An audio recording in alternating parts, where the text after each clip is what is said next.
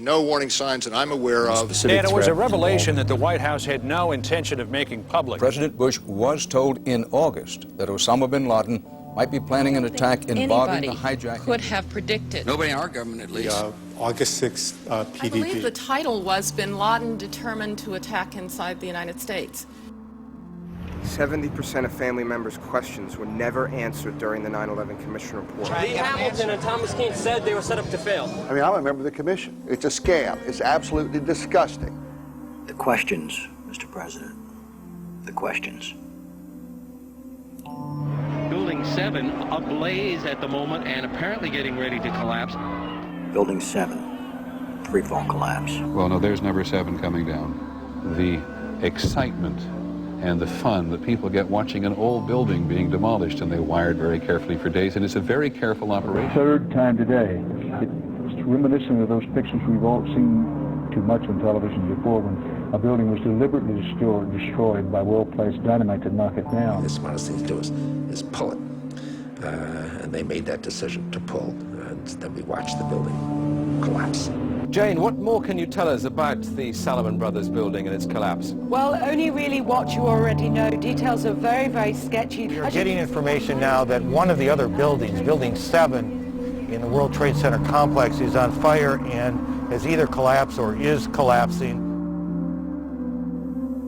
The Pentagon. Vanishing airplane. From my close-up inspection, there's no evidence of a plane having crashed anywhere near the Pentagon. The only site is the actual site of the building that's crashed in, and as I said, the only pieces left that you can see are small enough that you could pick up in your hand. There are no large tail sections, wing sections, a fuselage, nothing like that anywhere around, which would indicate that the entire plane crashed into the side of the Pentagon.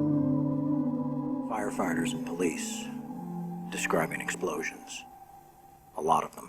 The secondary explosion. We've got numerous people covered with dust from the secondary explosion. Just floor by floor instead of popping out. It was if they had detonated. As if they were planned to take down a building. Boom, boom, boom, boom, boom, boom, boom. Looks sort of like the building just demolished. Even if there was no secondary explosives in the building. Kind of like gunfire. You know, bang, bang, bang, bang, bang. And then all of a sudden, 3 big explosions. Do you know if it was an explosion or if it was a building collapse? To me, it sounded like an explosion. Chief Albert Turry told me that he tried to get his men out as quickly as he could, but he said that there was another explosion which took place, and then an hour after there was another explosion in one of the towers here. Sibel Edmonds, FBI translator, breaking her gag order. All our intimate relationship with Bin Laden and Taliban. We did carry very intimate relationship with these people all the way up to September 11. Bin Laden was spirited into this military hospital in Rawalpindi for kidney dialysis treatment. The military had him surrounded. They were saying that Osama bin Laden had to be watched carefully and looked after. NORAD standing down. Where were the planes?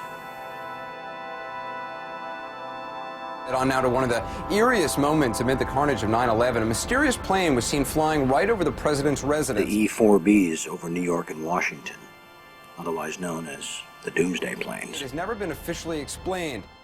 Cell phones working at impossible altitudes. Solicitor General Ted Olson receiving phone calls that the FBI says were never made. What happened during that call? This is the only information we have on these terrorists. She was able to call him twice. How she could pull that off, we don't know, but she did. These are the questions, Mr. President. These are the questions. They go on and on. Good afternoon, Mr. President. I come to you today representing the families of the victims of September 11th, as well as millions of my fellow Americans. Hopefully by now you've had a chance to read my letter to you, 20 Minutes with the President, and if not, at least had its contents brought to your attention. We have questions, Mr. President. Lots of questions. A lot of them are detailed in my letter, but trust me, there are hundreds of more questions.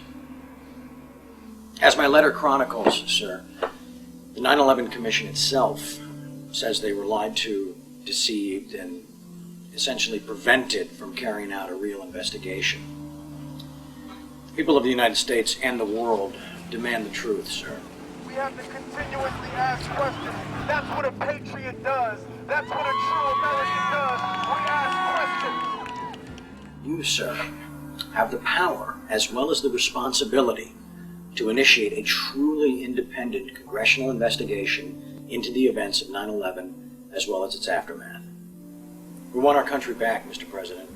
Therefore, I'm not just calling on you and your team. I'm calling on each and every American citizen to wake up, stand up, and demand the truth. We're counting on you, Mr. President. Be on the right side of history.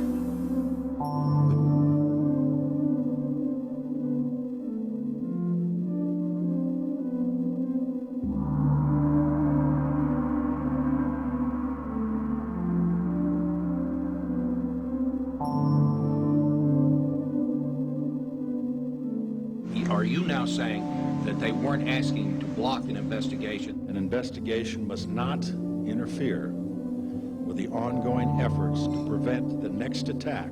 Senator Tom Daschle said last week that you called him several times and urged him not to investigate the events of September 11th. Tom's wrong. He has, I think, in this case, let's say a misinterpretation.